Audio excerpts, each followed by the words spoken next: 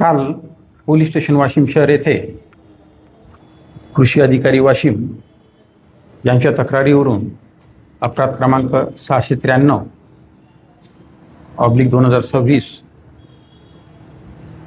हा अपराध दाखल करण्यात आलेला आहे।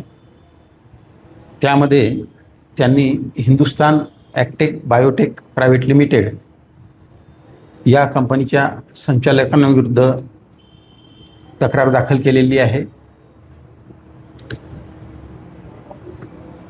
सदर कंपनीने काल कर्मचारी भरतीकरता वाशिम येथे परीक्षा आयोजित केली होती। तेव्हा त्यांनी परीक्षार्थींना विनापरवाना निर्मिती केलेल्या खताची विक्री केलेली आहे। त्यावरून सदरचा गुन्हा दाखल आहे। तपास चालू आहे। किती आरोपी आहेत आणि कोणते गुन्हे दाखल झाले?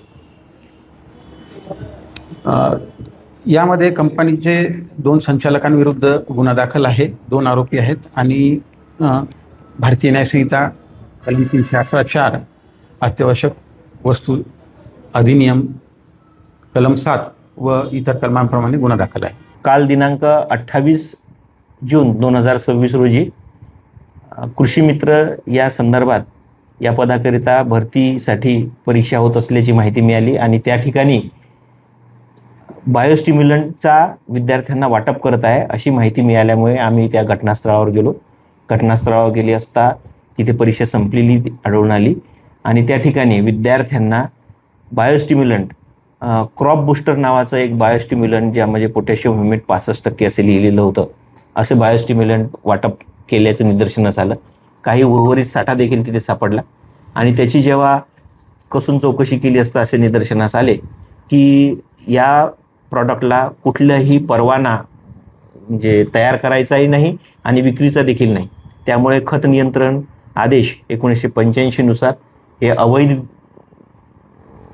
प्रकरण असल्यामुळे त्यावर योग्य ती कायदेशीर कारवाई करण्यात आली आहे व जीवनावश्यक वस्तू कायद्याअंतर्गत त्यावर गुन्हा दाखल करण्यात आला। परीक्षा कोण घेत होतं ही परीक्षा आणि किती लोकांवर या संदर्भात करण्यात? ह्या परीक्षेची माहिती मिळाली की ही जवळजवळ 22 जिल्ह्यांमध्ये ही परीक्षा घेण्यात आली होती।